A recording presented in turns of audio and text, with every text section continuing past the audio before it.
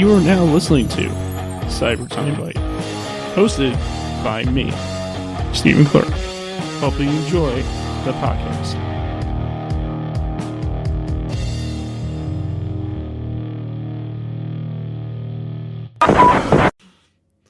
Hey there, everybody. It's your boy. Hi. It's your boy. I'm sorry, What's that? I screwed up already. No, it's Kick fine. me off the show. No, it's fine. It's your boy Steve, once again. Oh man, for Cyber Timebite episode 120, and today I'm with someone who you already heard already that they're really awesome and really cool and really neat. I'm here today with hashtag Wesnes, not Wes Nesquik, because that'd be weird. That was But- Wesnes Bird Life represent. It's that Wesnes. How you doing? I'm doing okay. How are you doing, Steve? Oh, I'm doing good. And my phone just decided to ring right when I said hi. That's how, that's just the way it is in the world now. Everybody's always interrupting you. You just gotta go with the flow, though. Yeah, you just gotta be like ye.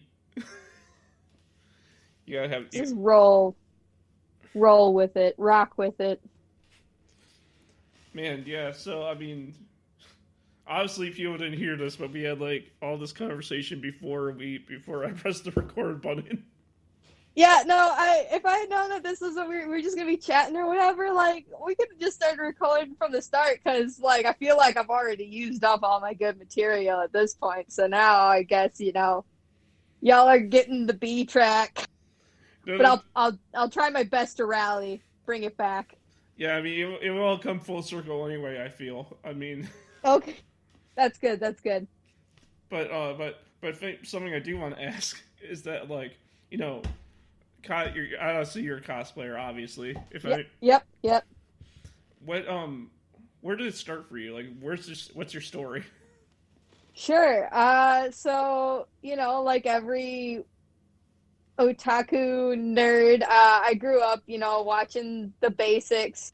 And it even started pretty young for me, back in, like, early middle school, late elementary school, back when, like, Pokemon and, like, Cardcaptor and like, 4Kids was the main representation for anime in the United States, watching the Americanized dubs of Yu-Gi-Oh! And I even remember when I was younger watching some of the more offbeat stuff like Yu Yu Hakusho and the Tenchi series and stuff like that. Mm-hmm. And, so it started out with kind of like the more Americanized stuff.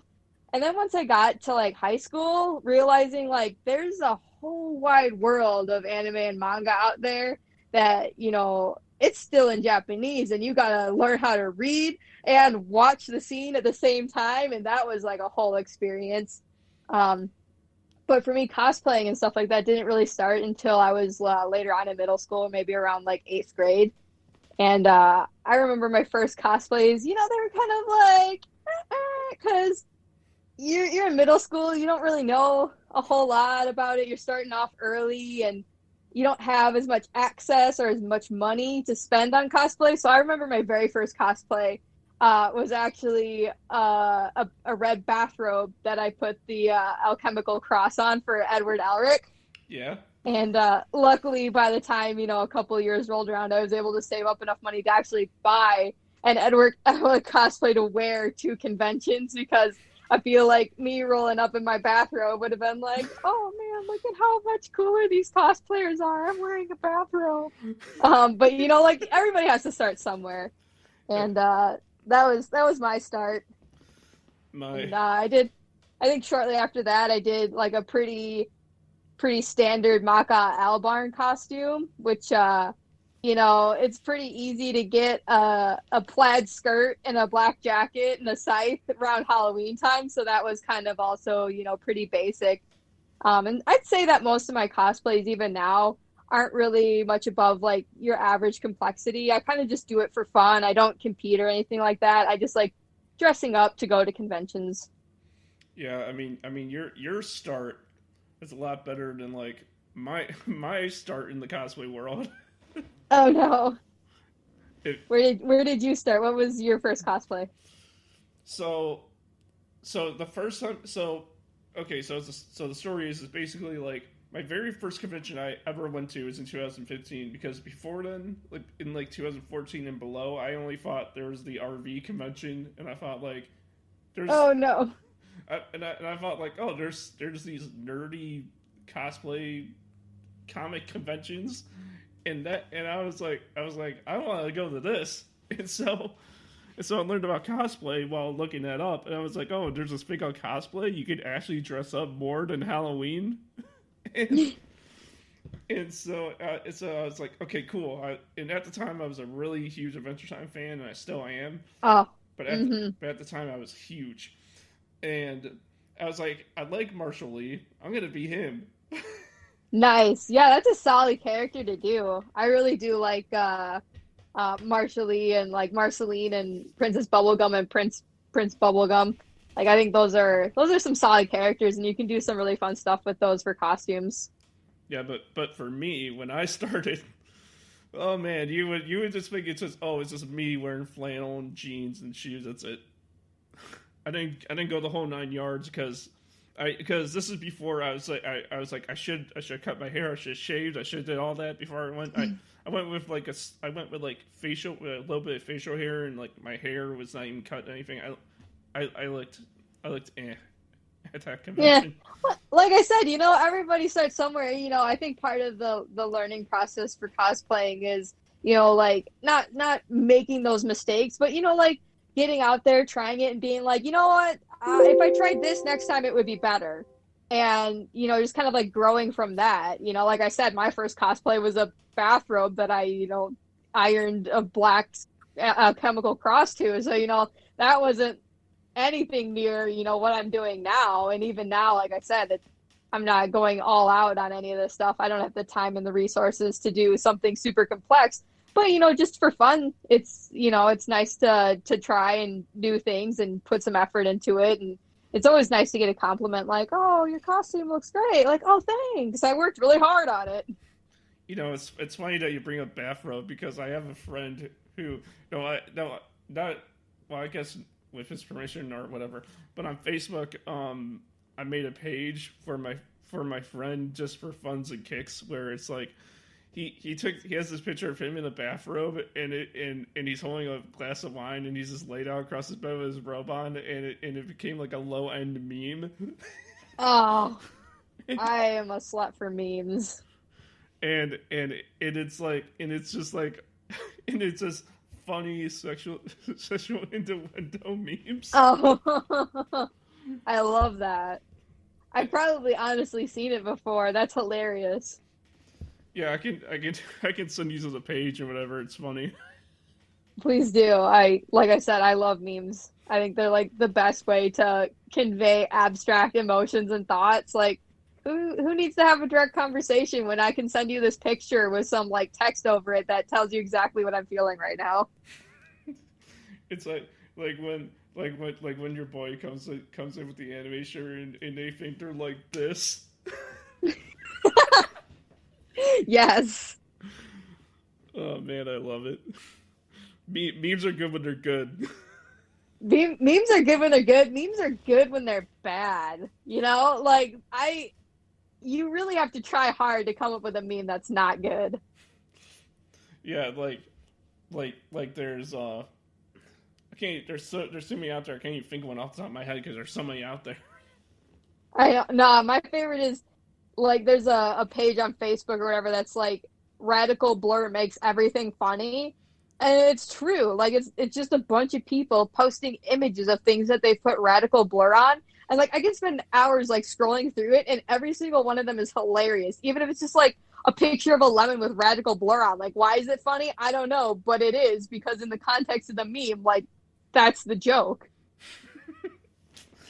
Yeah, I love it.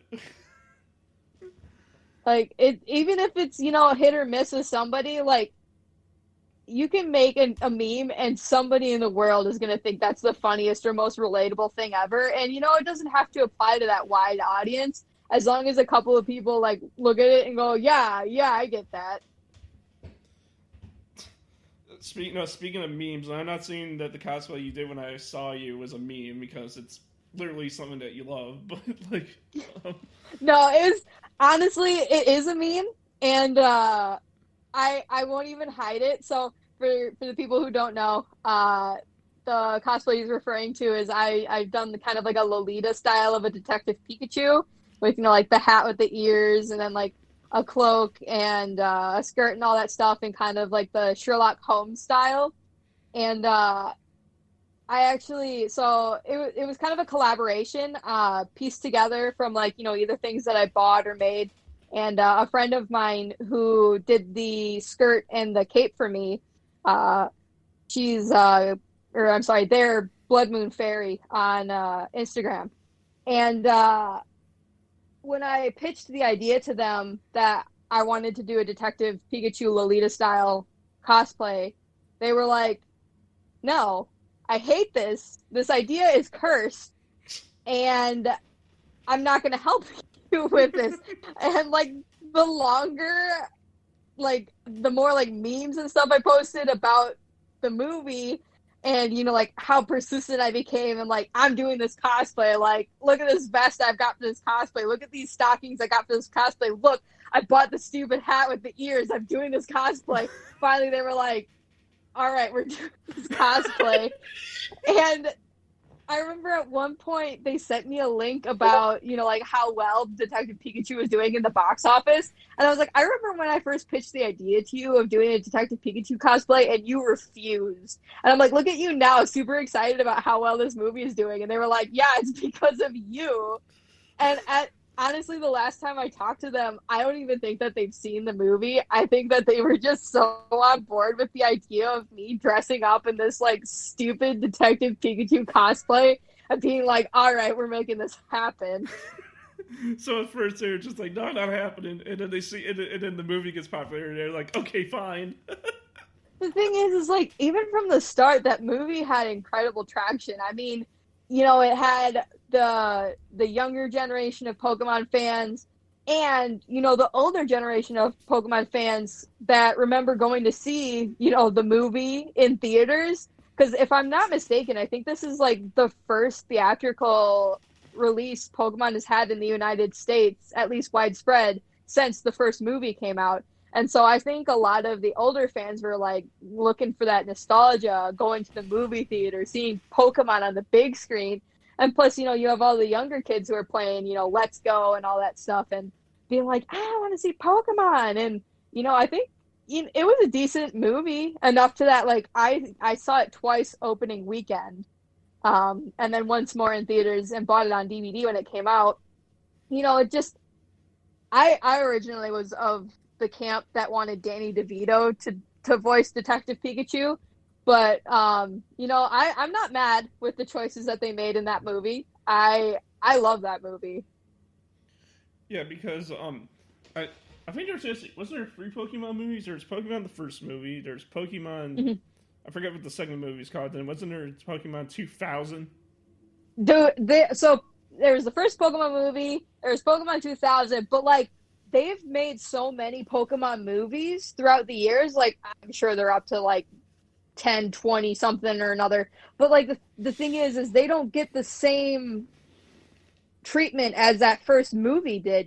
Back when the first movie came out, that was when Pokemon was just like absolutely huge in America. And I'm not saying it's not huge in America right now, but it was the 90s, everybody was immersed in Pokemon. And so they released it in theaters. And so, they've got Pokemon 2000 and Pokemon, whatever the third one was called, and Pokemon Forever and Pokemon Heroes. And they just keep releasing them, but they're straight to, DVD or streaming now. And none of them have been theatrical releases until Detective Pikachu came out, which I honestly don't think it would have gotten the same treatment if they had released it to, straight to DVD or streaming as they have with other movies. And honestly, this one did deserve, it was a full theatrical experience. It wasn't just some, extended Pokemon show that they, three shows worth of content in one movie. No, this was a cinematic experience. Did wait, remember when Digimon used to be the biggest competitor to Pokemon, and then Pokemon just crushed it? Yes. So I actually had a conversation with my childhood best friend the other day about, Pokemon versus Digimon. And, we were saying, yeah, Pokemon has the popularity, the games are better, the cards are, they have more traction. But in terms of like the show and the animation, I think we both agreed that Digimon and the animation style and the weight behind the animation definitely held out so much better for Digimon than it did for Pokemon. I mean, I like the newer style of the animation that they're going with for Pokemon and like, the Sun and Moon and the new movies and stuff like that. But Digimon is definitely more sophisticated in its animation than Pokemon. I'll say this. I always say this, but I'm more like Digimon over Pokemon personally. And like that's the thing is, a lot of you have that split. And there's not very many people who are like, I love Pokemon just as much as I love Digimon, and I feel like I might be one of the few people just because I can agree that yeah, Pokemon definitely has more widespread popularity. But in terms of like the content and the animation, I think that Digimon is superior to Pokemon in that sense at least. But Pokemon does have the games, which I don't know when the last time Digimon released a game was, but I can tell you it definitely wasn't as popular as any of the Pokemon games have ever been. Did you actually end up like going to like FIE or Amazon as we were talking about earlier, and and ended up buying all the Pokemon series in their complete series sets and the Digimon ones because they I think they released like every single Digimon and Pokemon series that was ever made on DVD complete by this point, I think. I have not, mostly because at my current house, I don't actually even have a DVD player. I rely so heavily on streaming at this point that like I just don't have a disc drive. Like even my laptop doesn't even have a disc drive in it. I would have to like go out and buy a separate DVD disc drive to like hook up to my TV to watch anything on DVD. But if you could, would you? Oh yeah, absolutely. So the friend that I was talking about, she actually lives in Virginia for work and comes back. She's a teacher, so she comes back to visit every year during the summertime when she's off of work. And she's in her 14-day isolation right now just to make sure that she's healthy. And once that's over, we've already planned that we're going to binge watch all of the Digimon series and watch the movie because honestly, the Digimon movie was a masterpiece. I haven't seen it. I want to see it, but I haven't seen it yet. You owe it to yourself to watch it. Like I think that without seeing it as a child in the 90s, or I think it actually came out in the early 2000s, I don't think the nostalgia factor will be there for you. But honestly, like in my opinion, the Digimon movie has held up extremely well. Like it is in my username, so Exactly.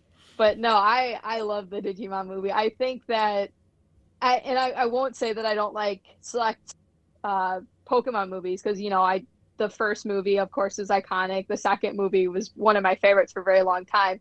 But I don't think that the Pokemon movies have the same feel that the Digimon movie did, which, like I said, there's very heavy differences between Pokemon and Digimon, but the Digimon movie, the soundtrack, iconic. I still have the entire Digimon soundtrack on my iPod.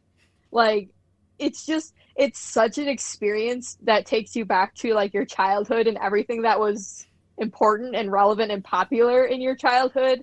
And I think that that's part of the reason why I think it's held up so well is that it's just kind of like a little trip down memory lane to like watching it for the first time, watching it for the 10th time, and just remembering when things were better when you were younger. Yeah, it was. I mean, like it's not. I mean, Digimon just. I mean, it's not just Digimon that does that for me. No. That kicks it back for me. I mean, like I know this is gonna sound weird, but the Weather Channel does that for me too. I mean, if you watch the Weather Channel a lot when you were younger, and that's something that you connect to, like, sure, yeah. I mean, like, and before I forget, did you see that meme on Facebook? I think it was of like how to confuse a '90s kid, and it was the Digimon theme with the Pokemon characters. Yes. Or like they do it too with like they mix it up with Dragon Ball Z and Naruto or whatever. And there's just so many things that you can do with even just, iconic anime from the 90s and even, nowadays. And I was just having a conversation the other day about the difference between the mainstream anime, like that the mainstream anime nowadays, I don't think has as much creativity and originality as mainstream anime did back in the day.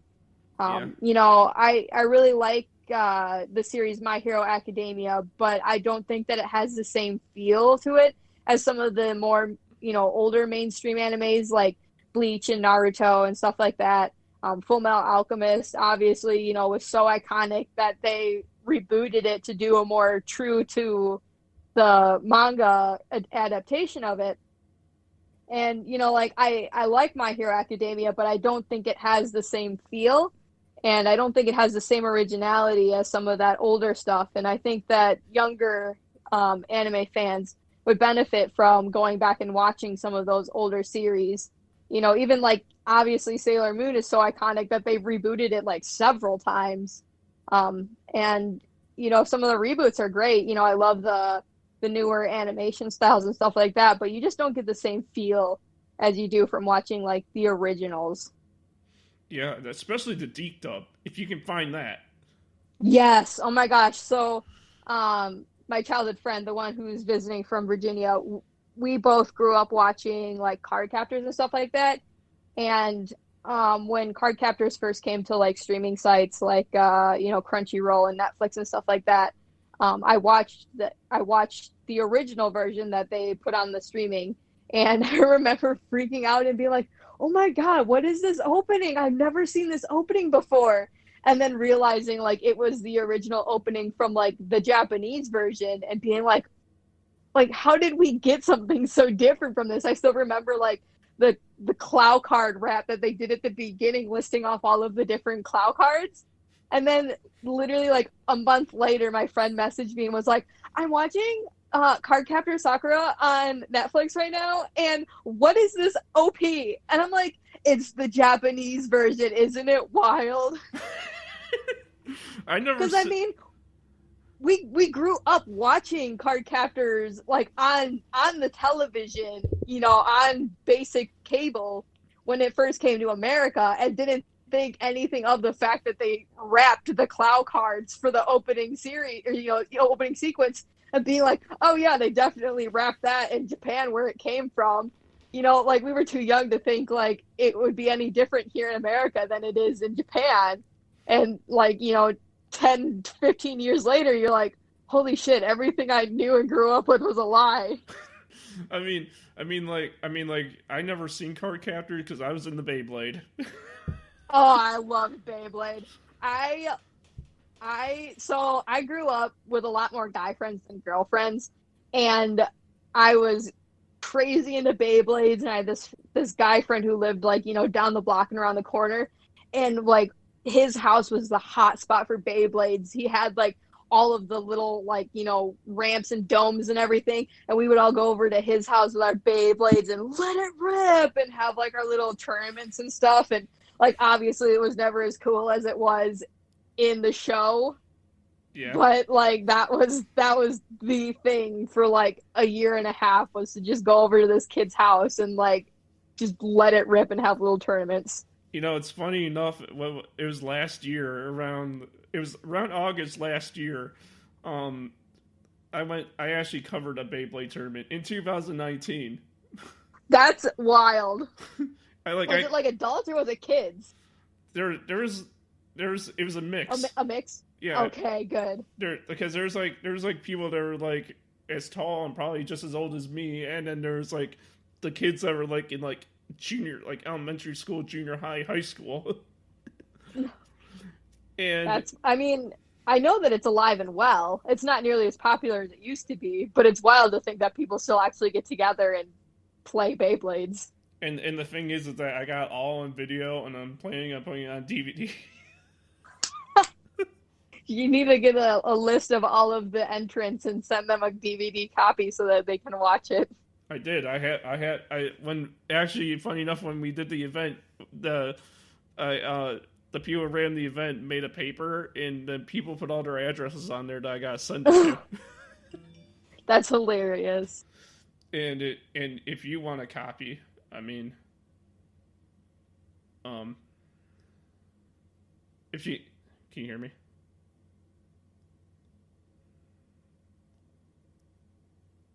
Obviously we can see how important these newer series are to them, but I think that with that nostalgia that we have for all of our series, it's kind of hard to have the same feel for it. And just thinking like ahead, 50 years, even 10, 15, there's going to be a whole nother wave, a whole nother generation of anime lovers who don't understand what we grew up with and don't understand what the children are growing up with nowadays.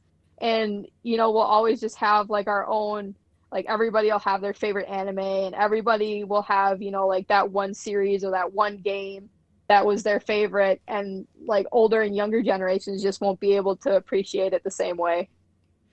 Yeah, I mean, like, I mean, like, it's funny enough, if we're still in the Beyblade thing, that funny enough, I actually ended up getting my first ever Beyblade ever just last year.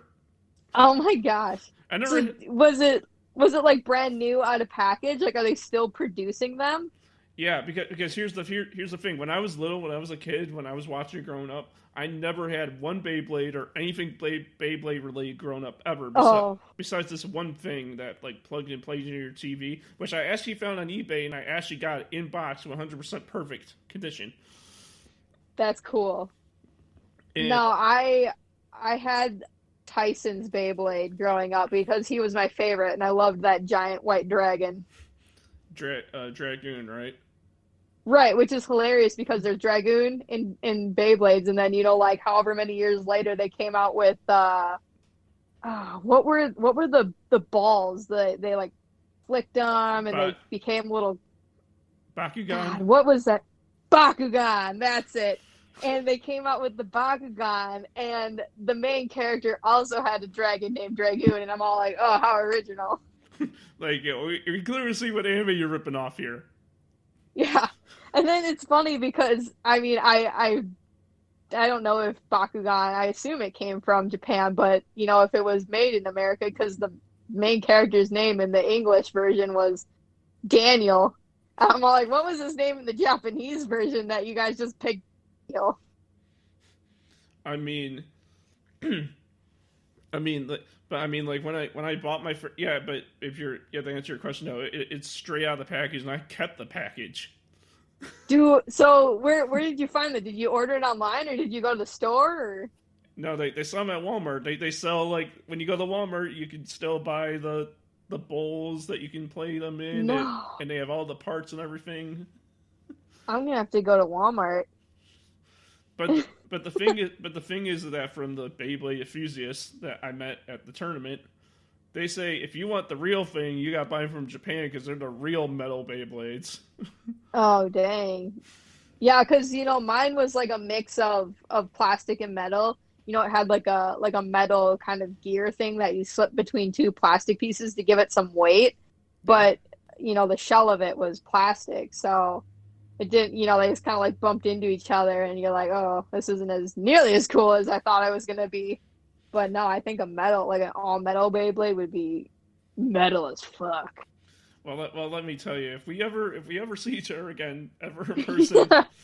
You get your Beyblade. When cons happen again, sometime in the distant future. Yeah, get your Beyblade, I'll get mine, and we will duel it out.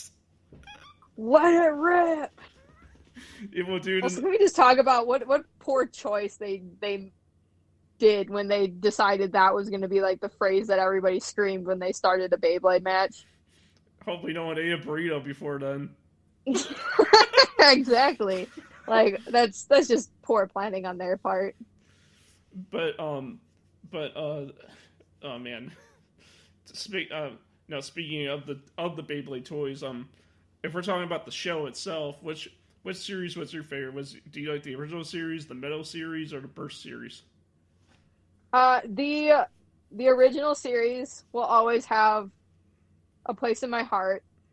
I did enjoy the middle series. I never watched anything past that though, so it just didn't have the same feel for me. I never got into it.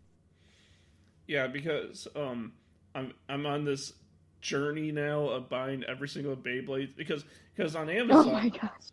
because on no not on Beyblade on Amazon um, they do sell Beyblade the first free Beyblade seasons on Blu-ray, but they're in standard For real. yeah, for real. And they're Oh, they're on Blu-ray, but they're in standard definition. They just have it on a Blu-ray so they can put all the episodes on one disc. sure. And Oh. but for me, I already had like the original first season on DVD, Mhm. and I just bought the next two on Blu-ray. And You know, then I really regret selling a lot of my old anime DVDs. Like I went through a phase where I was all like, I don't really watch these as much anymore, and I would be happier to have the money. And like now that I've sold a lot of it off, I really regret it. well, I mean, there's a company called what's the name? I think they're called Distech. I think that's the name of Sure. their company, and they're just releasing like old animes, this Blu-ray standard definition format. That's crazy. I could definitely see myself rebuilding some of my collection from my childhood. But here's also an anime that you may have forgot. How about Metabots? Oh, no, I was thinking about that earlier when I was talking about like my earlier anime phase. And like that I loved that show. I don't understand like it never really had that much traction. It wasn't like a big name or whatever, but it was good. Yeah, Or like like I remember did you ever watch Monster Rancher? what's it called? Monster Rancher. Monster Rancher. It was a really offbeat anime about this like little boy who I want to say he gets sucked into like some digital world through a gaming disc or whatever. And it was kind of it had the similar feel of like Digimon or whatever, but there was like this little rice ball looking dude, that or he just had like the color combination or whatever of looking like a rice ball, and so like that's the thing that the guy always associated him with. But that guy was so cute. Like I don't understand why like there wasn't more merch for that show. Like I bet if I looked it up now, I could find something for like hundreds of dollars on eBay or whatever. But like it never had the same traction as some of the more popular series that came to America. When you said Monster Rancher, I was like, so is it a farming? Is it like Harvest Moon for monsters? Honestly, I would be down for that too. I think that the whole reason why it was called Monster Rancher is because that was the name of the game that the kid played and he gets sucked into it. But no, that show I don't know why that show didn't have any more popularity either. I mean looking back at it now it's probably just because it has so much nostalgia factor for me, but it was good. Yeah, I mean, like if anime is a big nostalgia factor for you, right? Because you watched a lot of anime growing up. What Yes. what was some other things that makes you nostalgic for the past other than anime? Oh man. I mean, I grew up in like, the late 90s, early 2000s, so, just a lot of those stereotypical 90 things. Like I feel like hit clips, I don't know why that was a thing that was so cool. I guess, because that was the intermediate between having like a CD Walkman and having an MP3 player, but like having all those stupid little microchips that hung off the little keychain of this tiny little player with one little headphone, like that was the coolest thing ever. If you had hit clips and you sat there and you traded like, oh, I'll trade you this song for that song, like that just brings me back. Like thinking, like looking at MP3 players and like your phones now with MP3 player capability, and thinking like at one point in time, like that was the height of music technology is hilarious to me. Yeah, but I never had that growing up, but I heard a lot about it, and the thing about that thing is that they weren't even full songs; they were just like 10 seconds. No, they were just like a little clip. Because they did. That's the thing is like they didn't have the technology back then. Like look at our like SD cards now, like our little mini SD cards, and like how much you can store on that. And the fact that they couldn't even fit one whole song on this, like, little half-inch by half-inch square. You could play, like, 30 seconds of a song. You're like, yeah, this is my jam. Oh, wait, it's over. Nowadays you can get, like, something half that size and it will hold a lot more. Like, thousands of songs on it as opposed to 30 seconds of one. It's wild looking back at, what we had to deal with growing up and what, kids nowadays are dealing with. Heck, even nowadays, the Nintendo Switch cartridges, they're just as big as those things. Exactly, and you could fit a whole game on there. Is it wild how that little thing holds that much game on it? It's crazy, just like looking at, it hasn't been that long, and how much technology has advanced in this short of time. Yeah, now they're making foldable touchscreen phones. Like they're going back to. I don't know if I could ever get on board with that. It's too much for me. Yeah, like they're going backwards to go forwards. Exactly. Like I had a flip phone at one point. I had the one with the sliding keyboard. Like and then going back to that, like it took me forever to want to move on to a touchscreen. Like I think there was one model of phone that was like a hybrid between a built-in keyboard and a touchscreen phone, and I wanted that one because I was like, I'm not ready to give up my physical keyboard yet. I don't think I can do a touchscreen. And now I'm all like, oh, you want me to go back to it? No, thank you. Speaking of that, did you ever go through like your emo phase back in high school? Oh my God, yes. Didn't we all? Yeah, that's how we figured out about how we woke up inside. Wake me up inside. Yeah, no, I went through that phase. Several of my friends went through that phase, and like we would tell our parents, "It's not a phase, Mom." And I think like only maybe one or two of my friends still actually like wear the goth clothes and all that stuff. And I'm like, hey, good for you. I couldn't keep up. I couldn't do it. What do you remember anything from your email phase though? Oh yeah, I remember I was very low key because my parents wouldn't let me do, like dyeing my hair crazy colors, so I couldn't do like, the scene hair or whatever. And they would never let me wear like the trip pants or the chain pants that everybody had from Hot Topic. So I mostly just wore like a lot of black, and I did at one point have a couple of collars. I had like one with the spikes on it or whatever, and I had a chain one, and one with like a little dangly rhinestone heart or whatever. But no, my emo goth phase was very low key. I wore a lot of black and tried to fit in the best I could, but my parents weren't as lenient as some of my friends. Yeah, my emo phase wasn't really hardcore. It was just something where I went through like, I wore the Escape a Fate shirt. Yep. And I thought that was so cool because of it. Yep. You're like looking at all the people, oh, those preps. They don't understand. Yeah, like they don't understand my cool shirt and my Escape the Fate stuff. Yep. Like, no, it's go ahead. No, what were you gonna say? I'm sorry, I didn't mean to cut you off. Oh, I was gonna say, it back then it made sense, like, oh, everything is awful, and my black clothes represent my black inside, and Like now I'm just like I'm perpetually tired, and honestly a lot of my clothes are still like very black and gray, but I I could never keep up with the aesthetic of it. But what current anime are you into like right now? I'm super duper excited that today actually I think BNA Brand New Animal is coming out dubbed on Netflix. I started watching it when it first came out, kind of like spottily online in random clips here and there. I was never able to find a site that actually streamed it, so I've been waiting for it to come out. And I think today is the day that Netflix is debuting it, so I'm super excited about that. I watched Beastars when that came out on Netflix as well. I really enjoyed that one.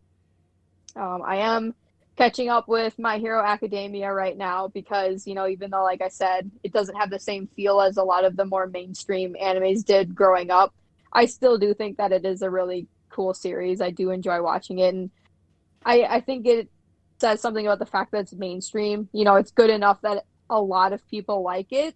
And so at first I wasn't really super into it, but now I'm trying to give it a which I kind of also had a hard time getting into Attack on Titan when that first came out. I think I watched the first episode like 3 times before I finally like got through it and got to like episode 2 and 3 and it started picking up and I was like, holy shit, this is awesome.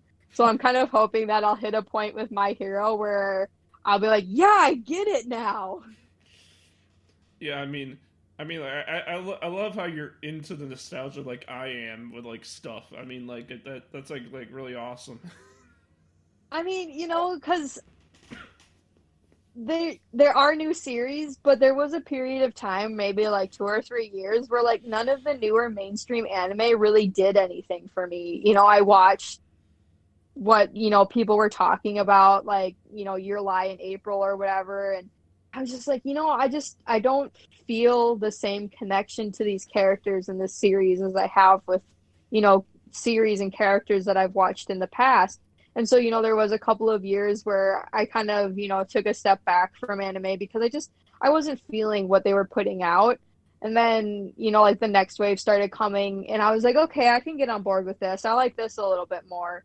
And so during that period of time, instead of focusing on, like the new stuff that was coming out, I went back and rewatched a lot of the old series that I enjoyed when I was younger and, watched like a lot of the reboots and stuff that they did of some of those more popular series and kind of, like went back to my roots a little bit. And now I'm finally starting to get more into the mainstream anime again. And I guess becoming a little bit more relevant in the anime scene as opposed to just kind of like watching the same series over and over again. Yeah. The, no, that's pretty cool. Um, but like what should we call it? No. When we were talking, no. So speaking of also the anime and also I guess the reference to your profile picture. Um, you're also a small farmer too. Yeah, so the my profile picture on Discord is actually an icon that I had a friend of mine draw. It used to be a little bird that was dressed like 707 from Mystic Messenger, but then I had the same friend of mine do a chocobo chick version of Prompto Argentum from Final Fantasy 15, Mm-hmm. because right now that's currently my favorite game. I've played other games since, but that one like really resonated with me. And Prompto Argentum is like my favorite character of all time. So I felt like I like birds. I like Prompto Argentum. He likes chocobos. I need to have this chocobo avatar of Prompto because he's the best boy. Yeah. But yes, I did mention earlier, I do have 4 chickens as well as 6 small to medium-sized parrots. I really like birds. Um, my actual job is zookeeping, and I have a special interest in birds. So most of my life is bird theme and bird related. So like what do you do with the chicken eggs? So my chickens, I actually just got them this year. They're too young to lay just yet, but the chicken eggs will be for eating. At some point, I'm sure they'll produce more eggs that me and my current roommates are able to eat on our own. So, they'll probably go to like our families and stuff like that. But honestly, I mostly just got them because I really love chickens. I think they're hilarious. But hey, I mean, no. On top of that, you could possibly make a few money, a few cash Oh, on the oh side. yeah. See, that's the thing is, like I said, I have six small parrots, and they're fun. I love their personalities and all that. But like when they lay eggs, which none of mine have laid eggs in a really long time. I have mostly boys right now, but that's not like I can't. I could eat that, but like it's a tiny little egg, and it's not really gonna do a whole lot for me. So like the chickens are like an extra bonus. Like I get to have a fun bird that's hilarious to watch, and also like they give me food, Yeah, I mean, which like I'm super interested in like moving more towards self sustainability and like raising my own food and growing my own food and stuff like that. And so this I've wanted chickens for like a really really really long time. But at first I went away to school and I couldn't keep chickens at home and I couldn't keep them at school. And then I moved away for work and lived in an apartment and couldn't have chickens there. And now that I'm finally in a place where I have the space and the ability to have chickens, I'm super excited. but you can also, but if you really wanted to, you can put the eggs in a carton and sell the eggs off for extra cash if you wanted to. Oh yeah, no, a lot of people do that. Um, it's not super regulated, but it can get kind of dicey if depending on like how you're marketing and where you're advertising and stuff like that. Because you are selling a food product and there are certain rules and regulations, so you kind of have to be a little bit careful when you're selling food items as opposed to just giving them away, which like I could make a little bit of money on the side doing that. It's just something that you have to kind of like be educated in before you can just start like putting eggs on the side of the road and being like eggs $2. I love eggs. I'm actually a vegetarian. Just because of it's not like an ethics thing, it's more of an environmental thing. So I don't eat any like store-bought meat. And so this is kind of like another step for me to being like a little bit more greener and more environmentally friendly. I'm able to, you know, control what my chickens eat and like how they're cared for and what kind of medicines and stuff they get. And so like the eggs are healthier for me and kind of like coincide a little bit more with what my personal beliefs are in terms of environmental and ethics. But I do really enjoy eggs, so it was kind of like an easy choice for me to be like, oh well, if I'm going to start producing my own food, like chickens are easy to raise and eggs are easy to store and cook. And if I had to pick one food that was like my absolute favorite food, I love spicy ramen with egg in it. So I actually just used my last egg today. So since my chickens aren't quite old enough to lay their own eggs yet, I will have to go to the store and buy more because I'll probably want another bowl tomorrow.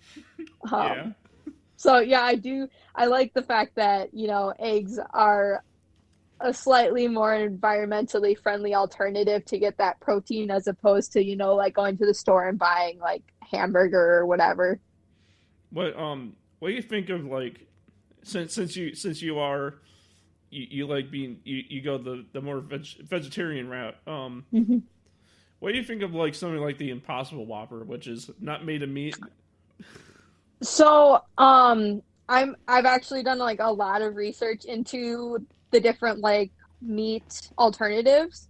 I do really like the Impossible Burger. I had it one time at Burger King, and it was okay. But the grill at the zoo that I currently work at actually serves the Impossible Burger as well. And I don't know like what the difference is between Burger King and here, or maybe like a charbroil or whatever. But I love the one that we serve at the grill at work as opposed to the one at Burger King. So I like to get that maybe like once a week or once every other week, just as like Yeah, no, I do.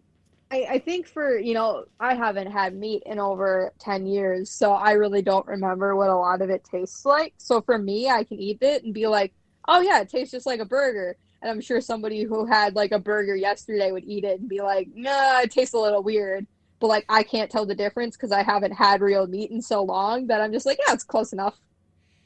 What for people who are actually listening to this that are actually vegetarians are turning vegetarians, what is your tips for them? Um, So I used to be a really picky eater, and I think that becoming a vegetarian actually helped a lot with that. It's made me become a little bit more creative with the way that I get my nutrients. Um, and it's kind of like opened up my mind to like different alternatives and ideas. Um, I guess my tips would be just to kind of like, do your own research and figure out, like, what are your motivations become or to becoming a vegetarian or a vegan if that's the way you choose. Is it because of the ethics of it? Is it because of the environmental impacts?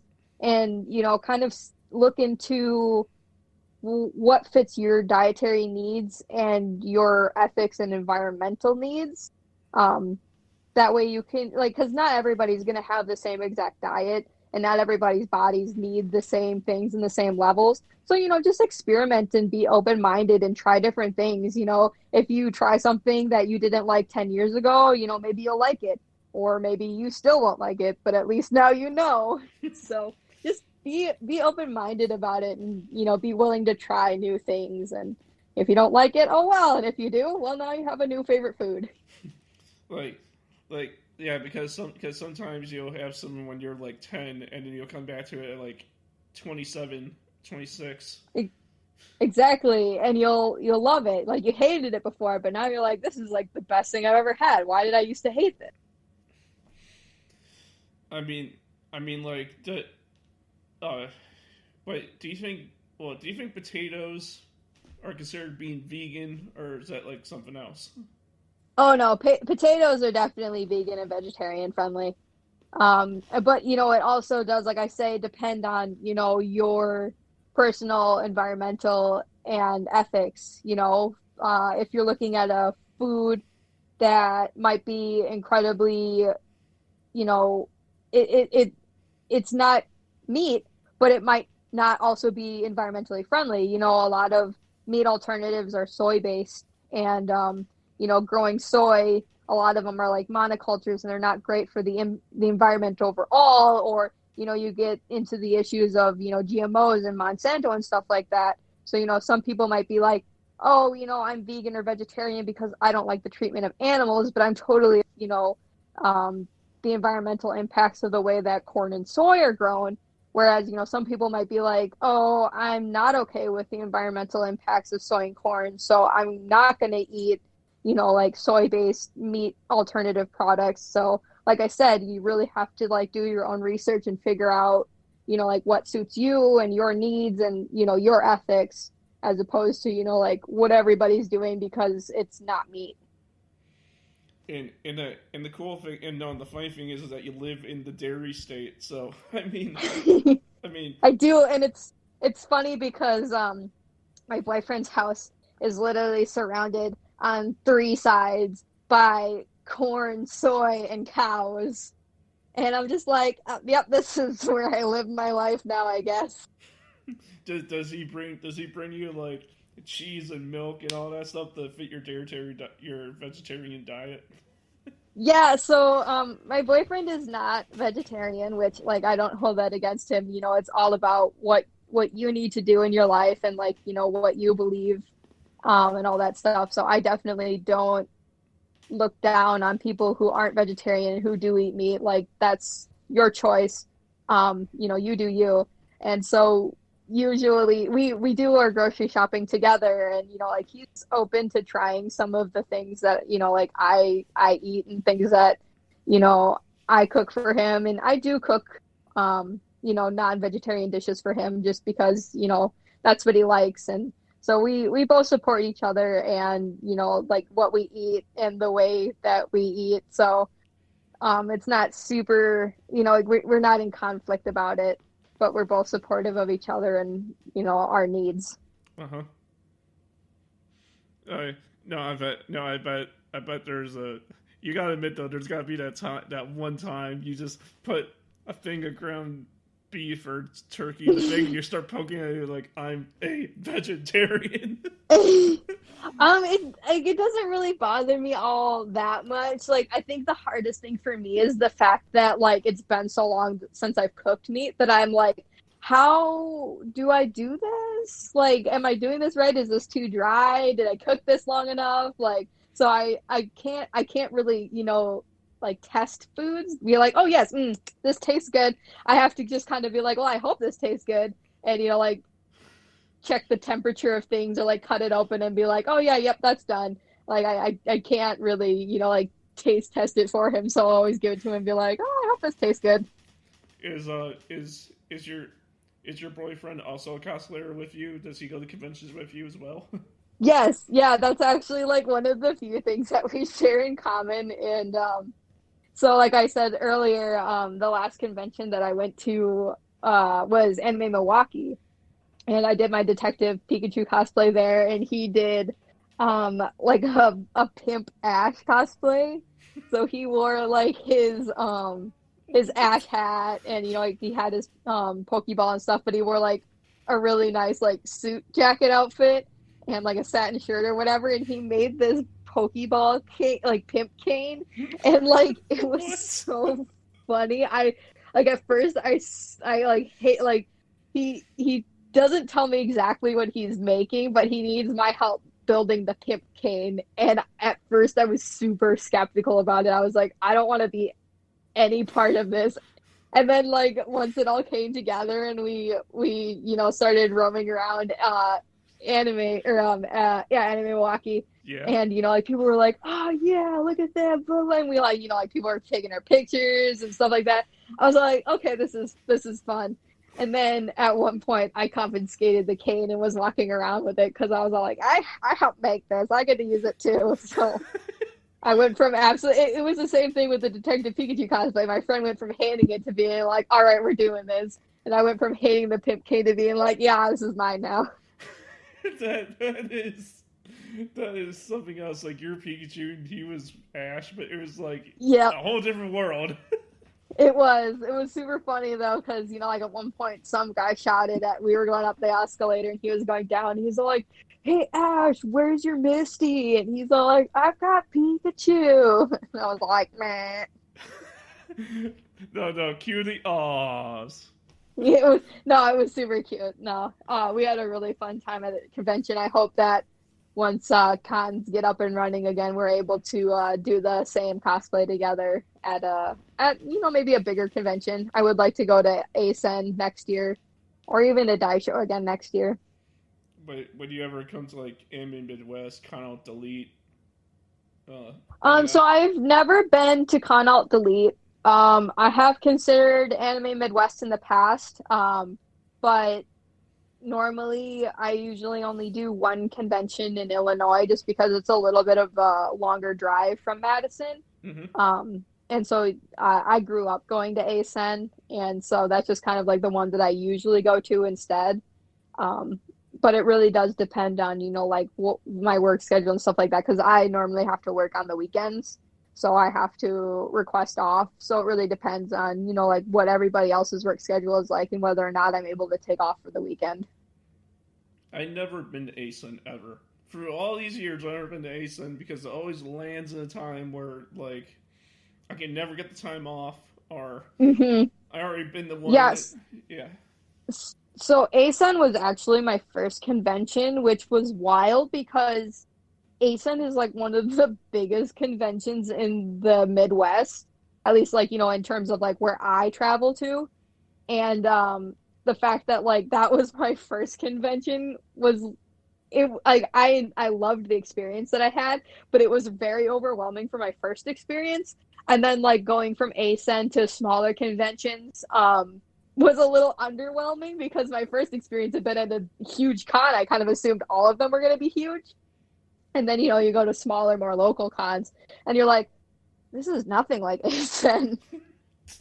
I mean, that's what I hear too. I hear ASEN is like the mecca of Midwest convention life. It is. It's huge. And, to date, I think it's probably the biggest convention that I've ever been to. But no, to continue what I was saying. No, but I mean, yeah, I heard you yeah, it was like ASEN is huge, and when you went to locals, it was like really small, and like, ugh. Mm-hmm. But like, I mean, there's nothing wrong with a smaller local convention. I think that a large con compared to a small con, I think that they both have their charms. Smaller cons, it's going to be a little bit more intimate. I've gotten to do more, personal meet and greets with voice actors and stuff at smaller conventions as opposed to larger conventions. But then the larger conventions also do have like more draw for bigger names. So, it's good to get a mix of both, small and large cons. It was a lie when I said that I've never really traveled out of state for cons, because I did forget that I went to KatsuCon a couple of years ago now to visit my childhood friend from Virginia. I went out to visit her, and we went to KatsuCon, and that's probably the biggest con I've been to. And it was really cool because, they had a lot of draw for bigger names, and they had Lava come, which is a group of voice actors, two of which are in Final Fantasy 15. So, we went to their panel and we did meet and greets with them and, did autographs and stuff.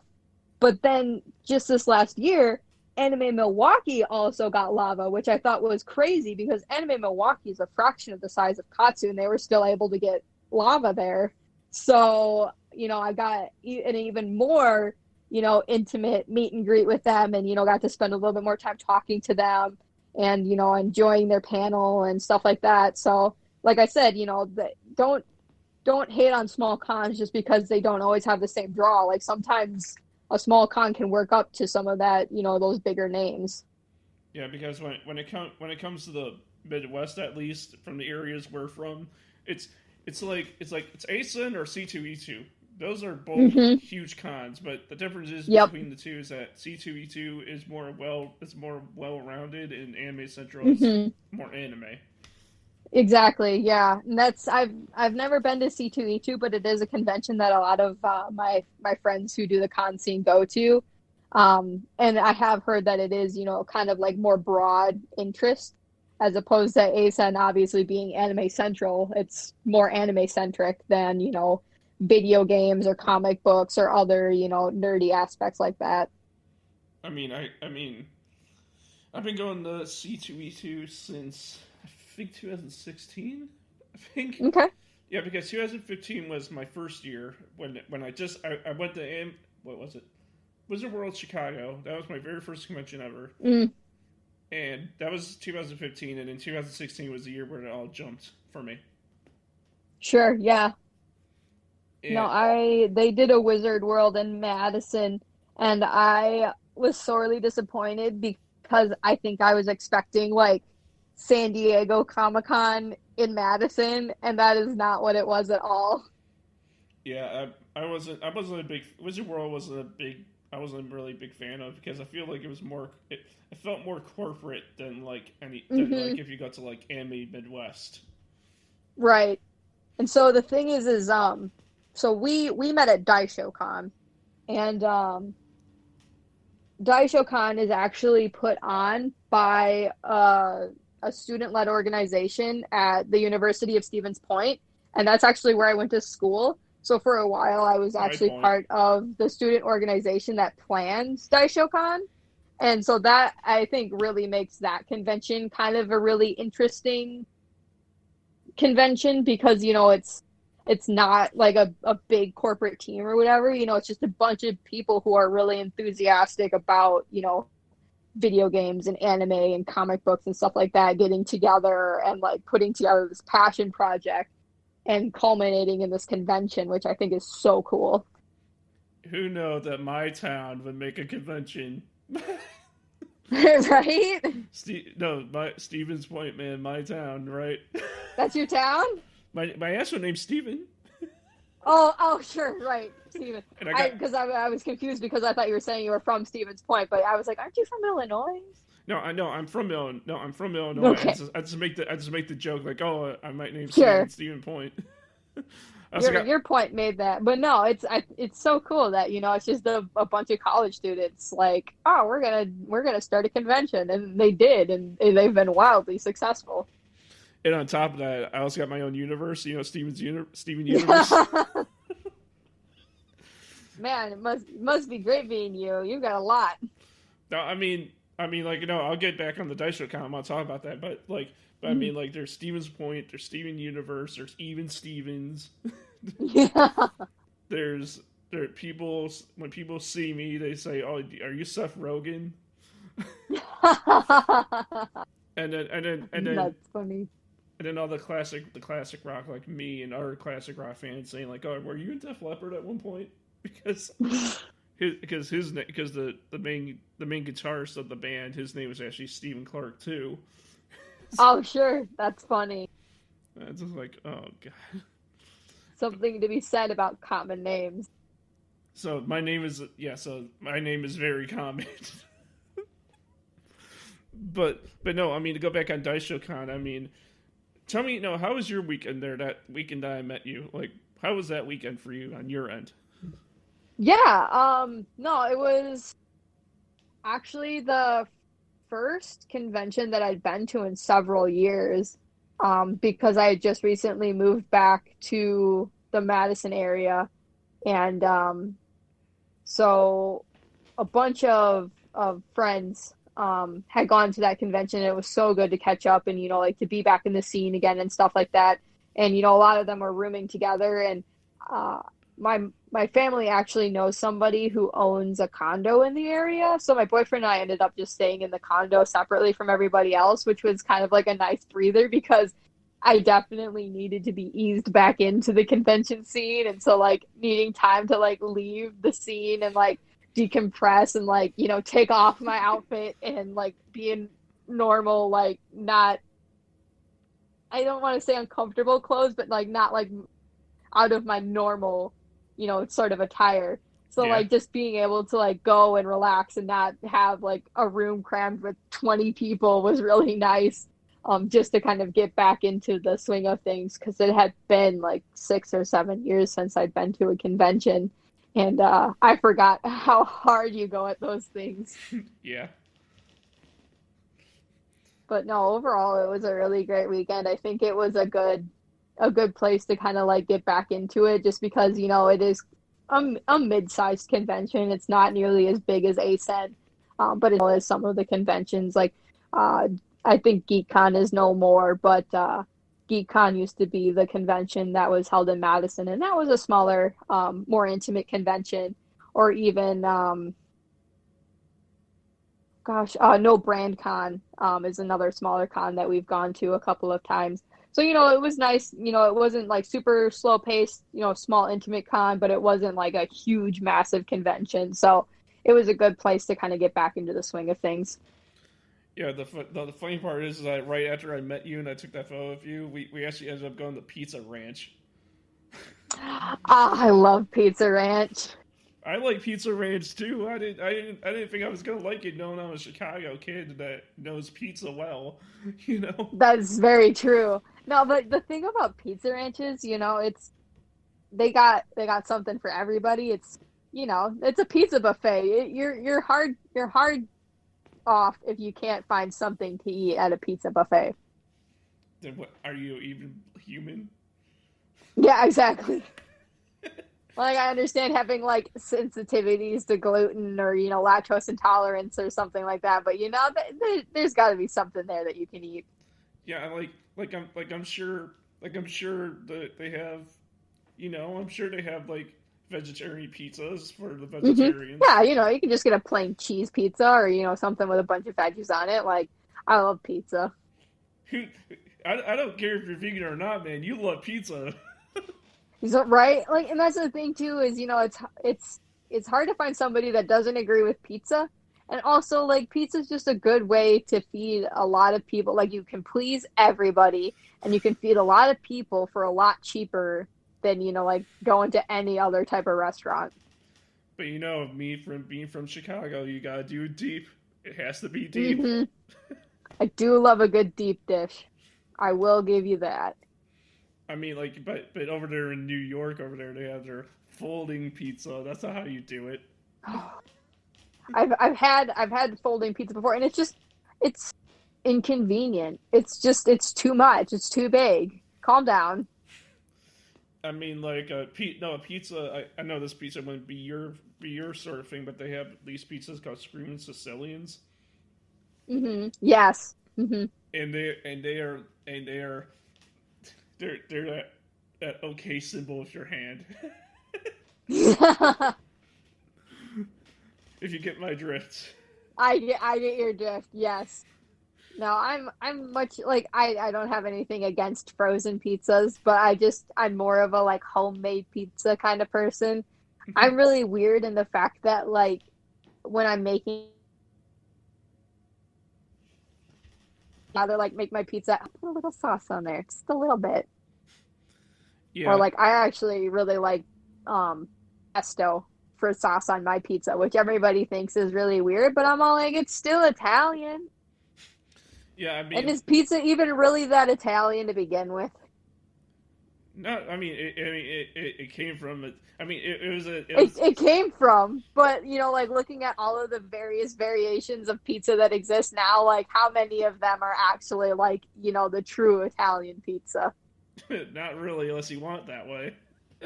Exactly. So you don't tell me that my basil pesto pizza is any less Italian than Pizza Hut, okay? Pizza Hut. I'm out here doing my best. I mean, I don't even like Pizza Hut. Or funny enough, I used to really like Papa John's at one point, but then Hmm. Sbarro's, the mall pizza, Hmm. a lot of people don't seem to like their food, but I like their food, and they recently just have the choice to give you that dippable crust butter, Oh, and yes. I was like, oh, screw Papa John's, they have it now. Right? But Now, like the selling point for me for Pizza Hut is the fact that they will stuff the crust. I can take or leave literally everything else. But once other places start getting on top of that stuffed crust, then we'll talk. how about bacon crust like Little Caesars did? Even if I weren't vegetarian, I don't think I'd get on board with that at all. Pizza and I mean, I guess you can put bacon on pizza, but that's not a combination that springs to my mind. Like, you know what sounds really good right now? Pizza with bacon. Like, No. even though you're vegan, I mean, like, would you still cheat a little and put a little bacon on your pizza? No, there's definitely other options I would rather put on my pizza. But what do you think of anchovies on your pizza? No, no. Honestly, like my growing up, my favorite combination on pizza was pepperoni, mushrooms, and sausage. And so, like, if I were gonna cheat, it would be pepperoni, mushrooms, and sausage. That's the best cheat I ever heard. That's a solid combination. Like, I'm sorry, I don't like anchovies. I love fish, but I don't like anchovies. Me And either. I'm not gonna hate on anybody who wants to put pineapple on their pizza, but that is not for me. I will pass. Thank you though. No, I mean I'm not a fan of anchovies or pineapple on my pizza either. But supposedly the meme going around is like pineapple on pizza is not bad. The internet just wants you to hate it. It's I don't know if it's because I like different savory, sweet, salty combinations. So I don't know if it's just the fact that I'm not really a huge fan of pineapple to begin with, or like I don't like warm fruit, or what it is, but just like I don't care for the combination of pineapple on pizza, and I never will. And I'm not going to hate on anybody who does, but also don't hate on me because this is the way that I'm living my life right now. I mean like, I mean like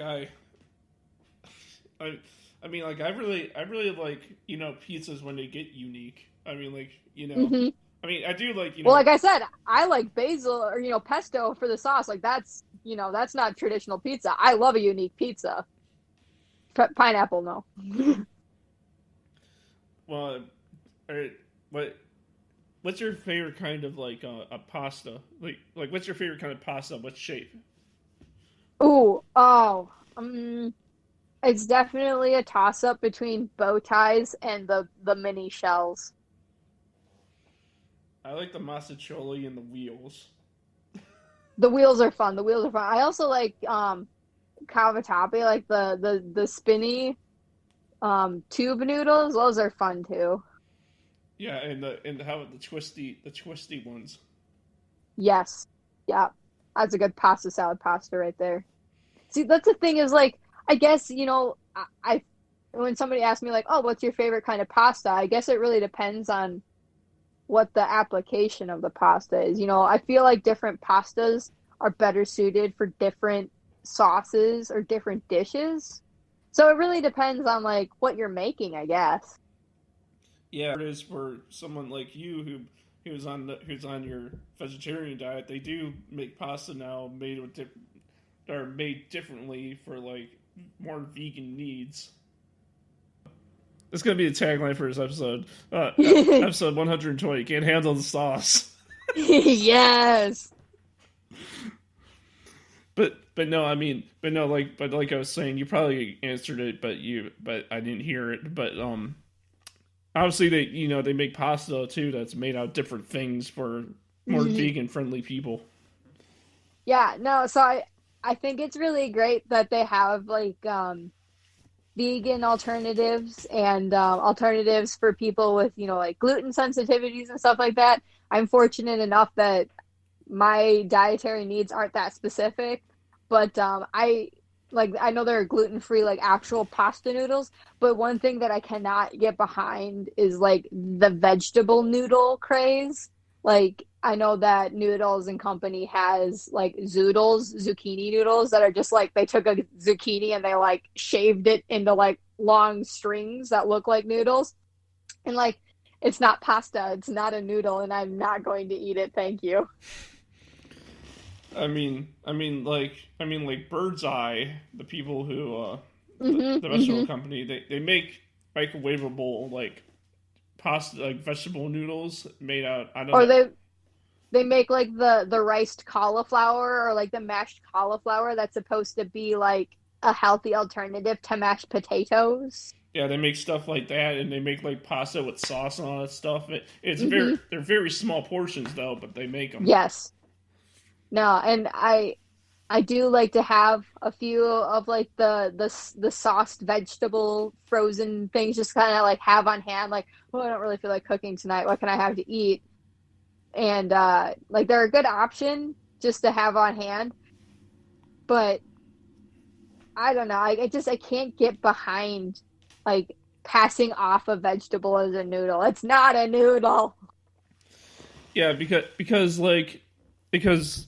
when I had mashed cauliflower before, the alternative, the mashed potatoes, and Hmm. they taste like they pretty much taste like mashed potatoes to me. I mean, I don't taste any difference really, personally. See, that is one thing. Like, I can't taste the difference between like fake meat and right. Like, I mean, I haven't had real meat, so I'm sure if somebody was like, "Here's a hamburger and here's a fake burger," I'd be able to tell the difference.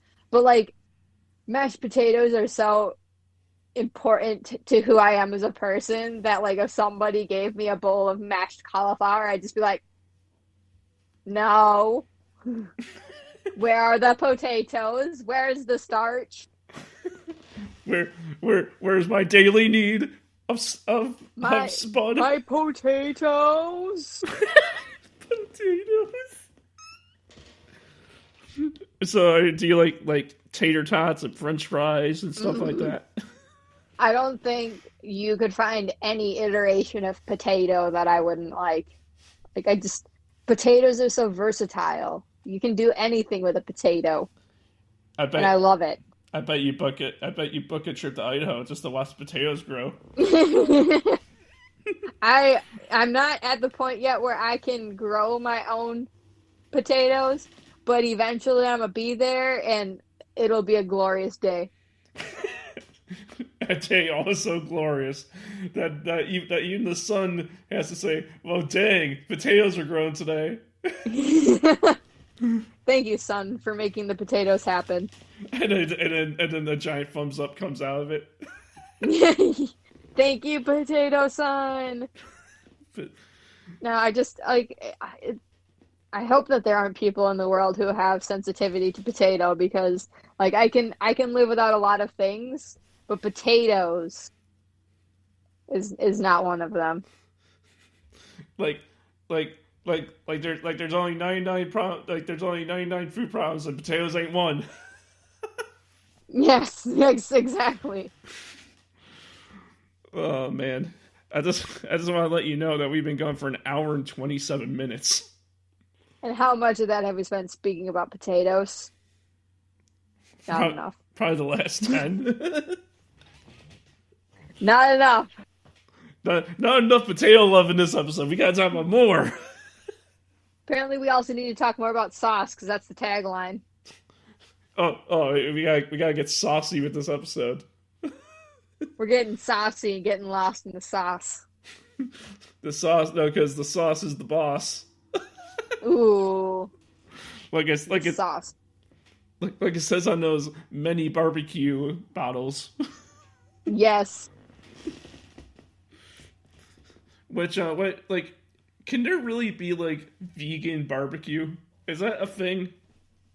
Um, I'm sure that because I mean, I guess barbecue. They're really the only thing that like constituted as barbecue is like the grill, right? I guess I don't. I'm not versed enough in barbecue etiquettes. I'm sure that you could like barbecue a vegan burger or whatever and consider it barbecue. And I don't think that barbecue sauce has anything in it that a vegan couldn't have. So yeah, I'm sure that somebody out there is doing vegan barbecue. Yeah, like plant burgers on the grill. I don't Mm-hmm. vegan bratwurst. Yep. Yeah. I don't know if it was just the specific brand that I had, but like I tried a vegan sausage, like a vegan Polish sausage at one point. I just couldn't get behind it. The texture was too much for me. Yeah, you see that's the thing with the texture. When the Hmm. texture is terrible, then it's like, oh, I never want to eat this ever again. That's the main issue that I found in like I've tried a lot of different meat alternatives and like the one thing that really puts me off of one specific brand is like the texture of it. Like if it's not close enough to what I remember a chicken nugget tasting like or feeling like, it's not there for me. So, like if I have a vegan sausage or whatever and it doesn't remind me of what a brat used to feel like, then I'm just like, no, I'm not going to eat this because this isn't what I'm looking to satisfy in my life. When it comes to a chicken nugget craving though, and obviously you being vegan, you don't eat the real thing. What do you go for a nugget craving? Yeah, so there's actually a fake chicken nugget that I really like by Morningstar Farms that like again it's been 10 plus years since I've had an actual chicken nugget, so I don't remember what they actually taste like, but they're close enough for me that I'm all like, yeah, that's a nugget. And honestly, the way I treat most of my foods, again, we're circling back to the sauce, but a lot of my food is less the food and more the fact that it acts as a vessel for the sauce. So for me, as long as I have enough dipping sauce for the fake nugget, I can't even tell that it's a fake nugget anymore. I'm just like, oh yes, this is great for my barbecue sauce. Do you what's your favorite sauce to dip stuff in? Like, what's your favorite dipping sauce? I love spicy food, so I love any like sriracha based dipping. Like I don't think that I would go full out like I'm gonna pour sriracha on my chicken nugget, but like like the sriracha mayo, that's a good dipping sauce. But also I'm from the Midwest, so I have to also say obligatory ranch. Because ranch go good on everything. Ranch go good on French fry. Ranch go good on cheese curd. Ranch go good on pizza. I don't know about that. Ranch go good on pizza. No, Trust me. no. Ranch goes good on salad. I would never put it on my pizza. Have you tried it? You just got to try it once. But you can't put it on a Chicago pizza. You got to go back to the Pizza Ranch and get some pizza and put some ranch on there. Because it's in the name, Pizza Ranch. You go back to the Pizza Ranch and you put some ranch on your pizza and tell me that it's not good. Well, next time I go to Dice Show, whatever that will be, it honestly won't be this year, but next time I'm there and I go back to the Pizza Ranch, I'll do it and I'll tell you what I thought. You better, because I'm telling you, it'll change your life. You don't think it will, but it will. Are you saying it's going to be... I don't smoke or anything. Are you saying, like, when I have it, it's going to be, like I'm going to be seeing, like, images of pizza and ranch combination for life? It's gonna be like that scene in Ratatouille where he eats the strawberry and then he eats the cheese and then he eats the cheese and the strawberry together and there's, like, the lights and the music and everything. It's gonna be like that, but it's gonna be pizza and ranch. Well, then I have something to look forward to.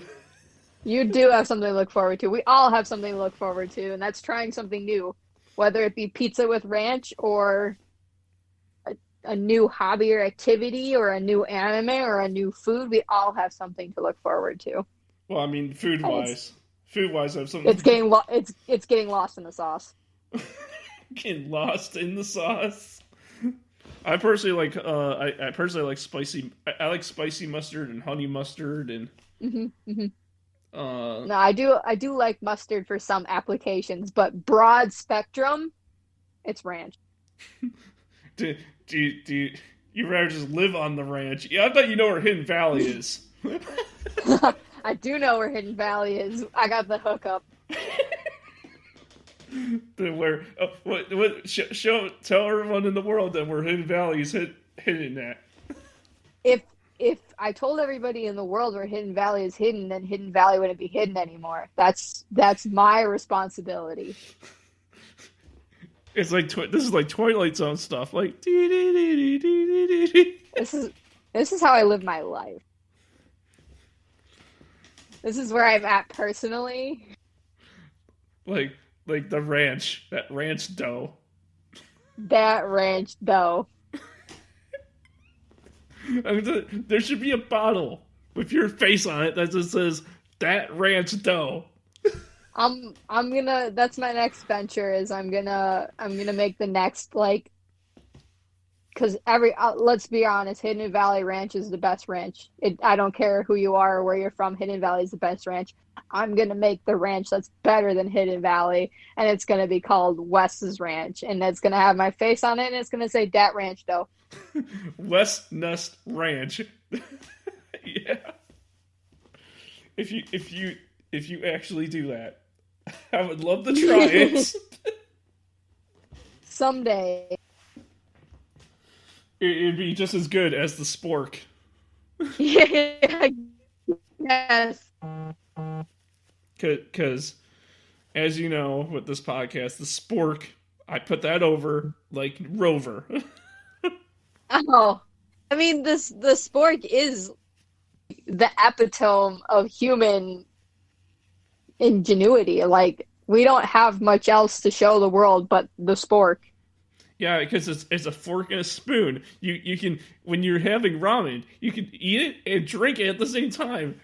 Like, come on, man. Honestly, I've never eaten ramen with a spork, but that might be the game changer for me. That might be the game changer. It is the game changer. You're missing out so much with that. I'm gonna have to go invest in a spork now for my spicy ramen tomorrow. I've already had my daily allotment of ramen. I gotta wait till tomorrow. Well, here's the thing. You can. I guess this can. I guess I can lead this in. Is that, like, you can get my merchandise at redbubble.com at Crash Steven Gear, where I have spork, freaking merchandise up the wazoo, and you'll love it. I do. I love it already. Yeah, my logo is pretty much a hand. Like I had a friend draw me a hand that's green, and it's a green spork, and it literally says like the hype is real. Under Steven we trust Cyber Timebite. But no, what was your idea? What was your idea that you said before you got all garbly and? We gotta have a sport shirt that's like, like hashtag ranch life, or like the gotta do that ranch dough or lost in the sauce. Hashtag loss of the sauce. Hashtag that ranch dough. Hashtag. Actually, so my boyfriend just got home and we've got plans for this evening, but if you want more content, I'm free again tomorrow and Thursday. Well, I mean, we pretty much, hour 44 minutes. I think that's long enough. Don't you think? Okay. Yeah, no, I mean, I'm not sure how much, you need or how much you're going to edit or whatever, but if you need more, I'm the next few days and we can definitely talk more about random things. I've got a lot of opinions on stuff. Yeah, let's, if you want to do a part 2 or another episode, I'm totally down for that. Heck yeah. So yeah, whenever we're both free, I'm more than happy to do more or another segment or whatever. Yeah, so I'll do the out. If you have any last thing before we do our outros, is there anything you want to ask me? Ooh. What is your favorite color? Do you want just one or you want both? Both. Give me both. Blue and green. Forest green, to be particular. Okay. Hi. Alright, well that's my cue. I gotta go. But like I said, if you want to do another one, I'm totally down. Yeah, just real quickly, just say your social media and then you can go. My social media, all of my handles are Wesnes. Okay, cool. And thanks for being on the Timebite today. Yeah, no worries. Thanks for having me. It was fun. No problem. I'll see you later then. All right, take care. Bye. Bye. Everyone, you can follow me on Facebook at CyberTimeBite. Follow me on Twitter at NostalgiaVamp, and make sure to buy all my merchandise at redbubble.com under Crash Steven Gear. Or even all you know that the Spork is the most powerful of them all. Thank you all for listening, and I hope all of you have a great day. Have a good one.